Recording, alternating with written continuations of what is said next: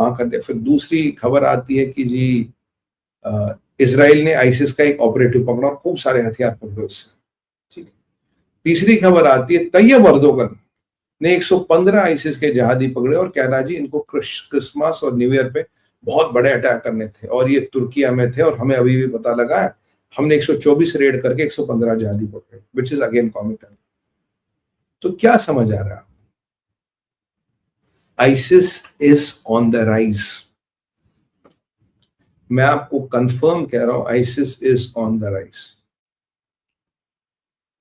हम चलते हैं नाइजीरिया, और आईसिस जब पावरफुल होगा किसको ठोकेगा आपको पता है। अब चलते हैं नाइजीरिया। नाइजीरिया की कहानी क्या? Nigeria is a Christian country और Muslim country? Can we have a quiz? Google पे देख के मत बताना प्लीज। इज अ क्रिश्चियन और a Muslim country? Can we have a quiz? एक कोई क्विज कर लेते हैं। नाइजीरिया क्रिश्चियन और अ मुस्लिम कंट्री? एक कोई क्विज कर लें सर, आप जवाब दे दें हमें। भाई गूगल मत देखना यार, आप आपको परसेप्शन क्या वो बता। मुस्लिम, हाफ हाफ, मुस्लिम मुस्लिम मुस्लिम मुस्लिम मुस्लिम, 50-50। आगे कुछ और कमेंट्स ले लें, कुछ और कमेंट्स ले लेते हैं।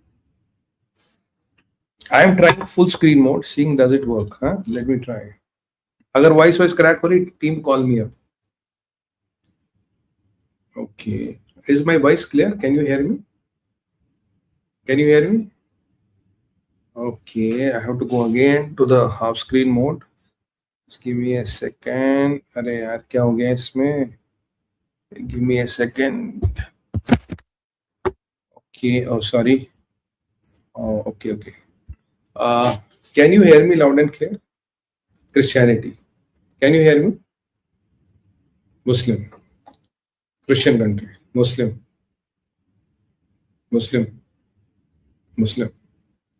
Good. चलिए 60-40 क्वेश्चन। गुड, चलिए very very good participation, thank you very much. मैं भी फुल स्क्रीन मोड पे हूँ। Neha, if people can not hear me let me know and send comments, Neha will immediately display. I love this full screen mode. Audio is clear है? ठीक है। Nigeria की कहानी ये है भाई, इट्स ऑलमोस्ट 50-50, ऑलमोस्ट 50-50, बट इसमें पेज।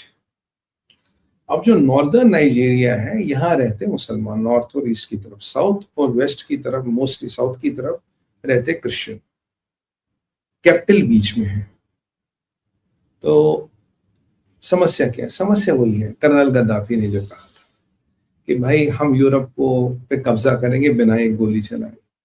नाइजीरिया में ओवरऑल बच्चे ज्यादा पैदा होते हैं। एक क्रिश्चियन महिला एवरेज 4 बच्चों को जन्म देती है, पर एक मुस्लिम नाइजीरियन वुमेन 7 बच्चों को जन्म देती है, 7 से 8।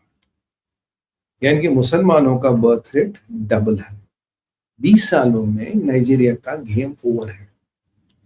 लगभग 50-50 पे आप में से 70% के आंसर थे it's a Muslim country, right? This the percent it's a Muslim country. जब 50-50 है और 20 सालों में जब ये 60 या 70-30 हो जाएगा, it will become Muslim country. क्रिश्चियनों को या तो वहां से भागना पड़ेगा या उनको कन्वर्ट होना पड़ेगा। ये नाइजीरिया की कहानी है, because of the birth rate.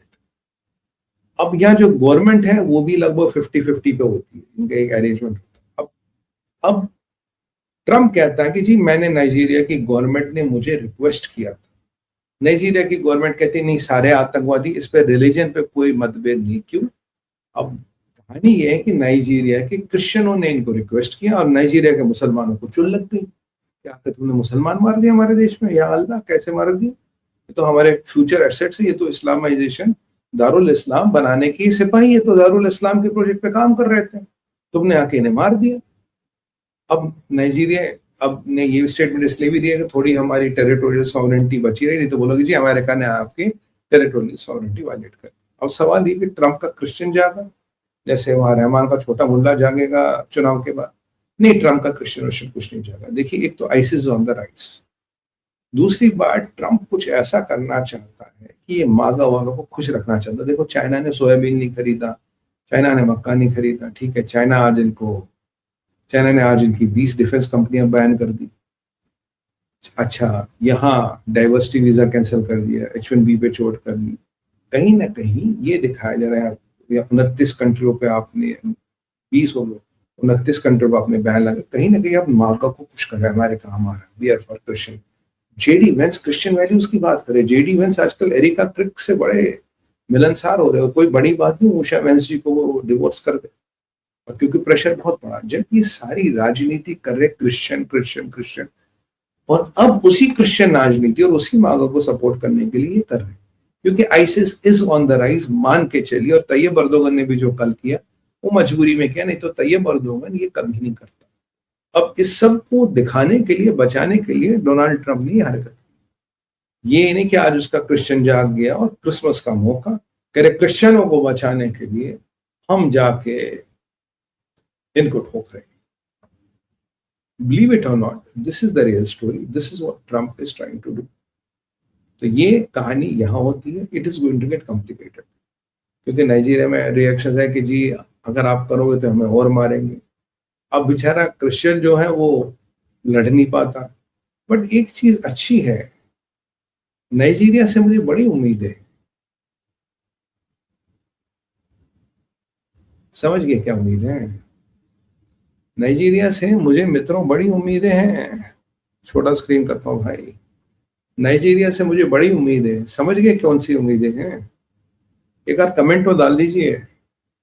Nigeria में मेरी कैलकुलेशन कह रही है कि कुछ गणित मुझे बनती नजर आ रही है। किस चीज की बताइए? अरे आइडिया,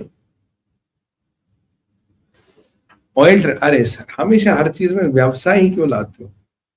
नहीं नहीं नहीं नहीं, नाइजीरिया में तेल वेल, नाइजीरिया में तेल तो है, खैर तेल तो है।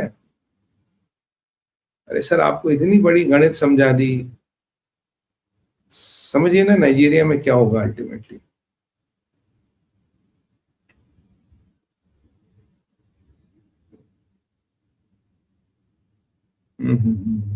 इकोनॉमी नहीं नहीं नहीं नहीं, अरे जियो पॉलिटिक्स है सर, लंबा समझिए। पॉपुलेशन थोड़ा लंबा, थोड़ा लंबा, थोड़ा आगे चलिए। हाँ हाँ हाँ, चलिए मैं बता देता हूँ। सनातन उद्धार, सनातन उद्धार के बिना तो दुनिया का पतन होगा, हमारे बिना तो दुनिया को शरण ही नहीं मिल सकती। मुस्लिम पॉपुलेशन ग्रोथ तो वो तो हो ही रही है, डबल बर्थ रेट है, हिंदुइज्म नहीं। चलिए मैं बता देता हूँ। कहीं ना कहीं जो मैंने इसको स्टडी किया है, यहाँ पे दो पार्ट्स ऑफ गवर्नमेंट है, एक क्रिश्चियन पार्ट, एक मुस्लिम पार्ट। क्रिश्चियन पार्ट अमेरिका की शरण में चला गया, अब मुस्लिम पार्ट की ठुकाई हो रही है। और ये बेचारे छोर नन्हे मुन्ने जिहादी मारे गए आज, ये सारे तो मुसलमान थे, नॉर्दर्न पार्ट में रहते थे। अब जो इनकी ठुकाई हुई तो कहीं ना कहीं तकलीफ तो होगी। अब क्या ये मुस्लिम पार्ट सऊदी के पास जाएगा, पाकिस्तान के पास जाएगा, ईरान के पास जाएगा, किसके पास जाएगा उन्होंने? तो अगर ये मुस्लिम पार्ट किसी ऐसे शक्ति से अलाइन करता है जो अमेरिका का नुकसान कर सकती है, वो शक्ति ईरान है, वो शक्ति डायरेक्टली इनडायरेक्टली सऊदीया है, वो शक्ति इनडायरेक्टली कतर है, वो शक्ति, वो भी इस्लामिक ब्लॉक की पावरफुल कंट्री है जिनके पास मलेशिया है। अगर ये उनके साथ थोड़ा बहुत तालमेल बिठाए तो Nigeria can be the blade where the clash of civilizations will begin, Christianity versus Islam. तो मेरा प्रोडिक्शन है कि clash of civilisation has to happen, you can delay it, you can not deny it. तो कुछ ऐसे दुनिया में hot beds बनते हैं जहां ये क्लैश ऑफ सिविलाइजेशंस के बीच डलेंगे। क्या नाइजीरिया में क्रिसमस के दिन क्लैश ऑफ सिविलाइजेशंस के बीच डल गए? संभव है, क्योंकि नाइजीरिया एक क्लासिक केस है where the things can start really hitting. और मुसलमानों को, बेचारे मुसलमानों को बचाना चाहिए। नाइजीरिया के क्रिश्चियनों को ट्रम्प तो बचा रहे हैं, तो मुसलमान भाइयों तुम कुछ नहीं कर रहे, मतलब तुम्हें कोई नहीं बचाएगा। दुनिया में ऐसा कोई मुसलमान नहीं है जो तुम्हें बचाएगा, मतलब तुम्हें ऐसे ही क्या क्या गल्फ ऑफ गिनी से टॉमहॉक मिसाइल आएंगे और तुम्हें दबा दब नारे जहन्नुम में डायरेक्ट पहुंचाएंगे। Bad, very bad. मतलब तुम्हारा कोई बचाने वाला नहीं है तुम जमीन पे। तुम जहां तो एज पर प्रोसेस ही कर रहे हो ना, तो तुम कौन सी गलत काम कर रहे हो? तो अगर तुम्हें कोई बचाने वाला, कितना बुरा है, ये क्रिश्चियन लोग तुम पे कितना अत्याचार कर रहे हैं, बहुत बुरा कर रहे हैं, सो बैड। और एक पहले भी तो ऑपरेशन हुआ था, ऑपरेशन जुपिटर, वो भी तो अमेरिका ने तुम पे किया था, तब भी तुम्हें मारा था, अब भी तुम्हें मार रहे हैं। मतलब क्या मुसलमान मुल्कों में गैरत नहीं रही?